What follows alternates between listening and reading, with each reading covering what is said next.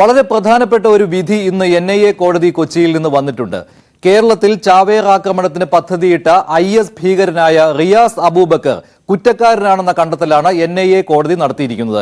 NIA മുന്നോട്ട് വെച്ച വാദങ്ങൾ അംഗീകരിക്കുകയായിരുന്നു ഇന്ന് കൊച്ചിയിലെ NIA കോടതി. ആരാണ് റിയാസ് അബൂബക്കർ എന്നതാണ്. റിയാസ് അബൂബക്കർ ശ്രീലങ്കയിലെ സ്ഫോടനത്തിന് ശേഷം പിടിയിലായ ആളാണ്. IS ഭീകരൻ അബ്ദുൾ റഷീദ് അബ്ദുള്ളയുടെ അനുയായിയാണ്. വളപട്ടണം IS കേസിലെ അബ്ദുൾ ഖയ്യൂമുമായി ബന്ധമുള്ളയാളാണ്. ശ്രീലങ്ക സ്ഫോടന സൂത്രധാരനുമായി ബന്ധമുണ്ട്.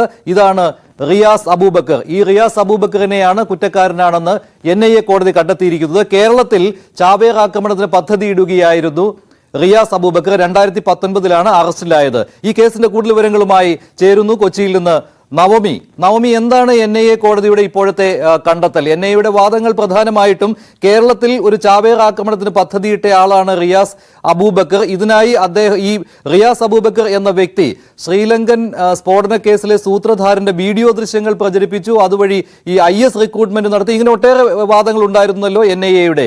ഇതെല്ലാം ശരിവെക്കുകയാണോ ഉണ്ടായത് കോടതി?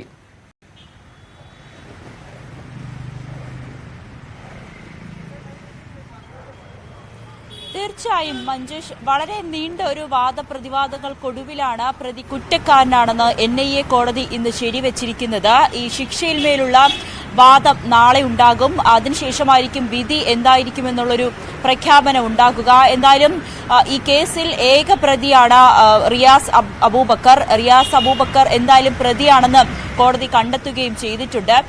ഈ കേസൊക്കെ തുടങ്ങുന്നത് 2016 2016 ഒരു കാസർഗോഡ് നിന്നും 10 യുവാക്കളെ കാണാനില്ല എന്നുള്ളൊരു പരാതി പോലീസ് സ്റ്റേഷനിൽ എത്തുകയും പിന്നീട് അവരുമായി ബന്ധപ്പെട്ട അന്വേഷണങ്ങളൊക്കെ NIA ഏറ്റെടുക്കുകയും ഒക്കെ ചെയ്തിരുന്നു. അവിടെ നിന്നാണ് ഈ റിയാസ് അബൂബക്കറിലേക്ക് അന്വേഷണ സംഘം എത്തുന്നത്. 2019 റിയാസ് അബൂബക്കർ NIAയുടെ പിടിയിലാകുന്നു. പിന്നീട് നടത്തിയ അന്വേഷണങ്ങളിലും തിരച്ചിലുമൊക്കെ ആണ് ഈ റിയാസ് അബൂബക്കർ ISന്റെ ഒരു പ്രചാരകനാണ്.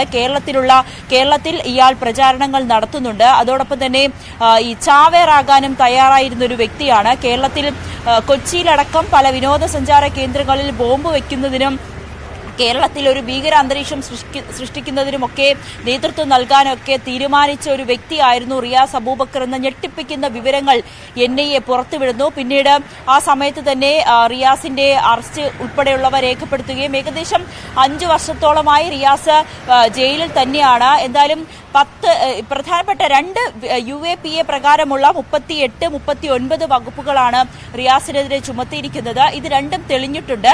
ഏകദേശം 10 വർഷത്തിലധികം ശിക്ഷ ലഭിക്കാനുള്ള വകുപ്പുകളാണ് ഇപ്പോൾ NIA കോടതി ഇത് ശരി നവമി, എന്തായാലും റിയാസ് അബൂബക്കറിന് ISുമായിട്ട് ബന്ധമുണ്ട് എന്നുള്ള കാര്യമാണ് NIA പ്രധാനമായിട്ടും വാദിച്ചത് കോടതിയിൽ.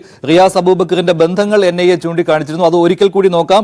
ആരാണ് റിയാസ് അബൂബക്കർ എന്നുള്ളത്? റിയാസ് അബൂബക്കർ NIA അന്വേഷിച്ചു വന്ന ഭീകരനായിരുന്നു. 2019 റിയാസ് അബൂബക്കർ NIAയുടെ പിടിയിലാകുന്നത്. തുടർന്നാണ് കേരളത്തിൽ ചാവേർ ആക്രമണം നടത്തുവാനുള്ള ശ്രമം നടത്തിയിരുന്നുവെന്ന് വെളിവായത്. ശ്രീലങ്കയിലെ സ്ഫോടനത്തിന് ശേഷം പിടിയിലായ ആളാണ് റിയാസ് അബൂബക്കർ. IS ഭീകരൻ അബ്ദുൾ റഷീദ് അബ്ദുള്ളയുടെ അനുയായിയാണ്. വളപട്ടണം IS കേസിലെ അബ്ദുൾ ഖയ്യൂമുമായി ബന്ധമുണ്ടായിരുന്നു. ശ്രീലങ്ക സ്ഫോടന സൂത്രധാരന്റെ പ്രചാരകനാണ്. അയാളുടെ വീഡിയോകൾ പ്രചരിപ്പിച്ചിരുന്നയാളാണ് റിയാസ് അബൂബക്കർ.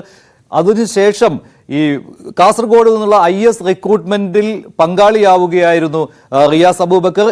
അത് മാത്രമല്ല, കേരളത്തിൽ സ്ഫോടന പരമ്പര ആസൂത്രണം ചെയ്തു റിയാസ് അബൂബക്കർ. IS റിക്രൂട്ട്മെന്റ് സഹായിയായിട്ട് പ്രവർത്തിച്ചു. അതുപോലെ തന്നെ കാസർഗോഡ് നിന്ന് ISൽ ചേർന്ന് സിറിയയിലേക്കും അഫ്ഗാനിസ്ഥാനിലേക്കും പോയ ആളുകളുമായിട്ട് നിരന്തരം ബന്ധം പുലർത്തിയിരുന്നയാളാണ് റിയാസ് അബൂബക്കർ എന്ന കാര്യവും NIA സ്ഥിരീകരിച്ചിരുന്നു. ഇക്കാര്യവും കോടതിയിൽ NIA വാദിക്കുകയുണ്ടായി. NIA കോടതി ഇതുകൂടി പരിഗണിച്ചാണ് റിയാസ് അബൂബക്കർ കേരളത്തിൽ ചാവേർ ആക്രമണം പദ്ധതിയിട്ട കേസിൽ കുറ്റക്കാരനാണ് എന്ന് കണ്ടെത്തിയിരിക്കുന്നത്. ശിക്ഷാവിധി പിന്നീടായിരിക്കും. അടുത്ത വാർത്തയിലേക്ക് പോവുകയാണ്. മന്ത്രിമാർ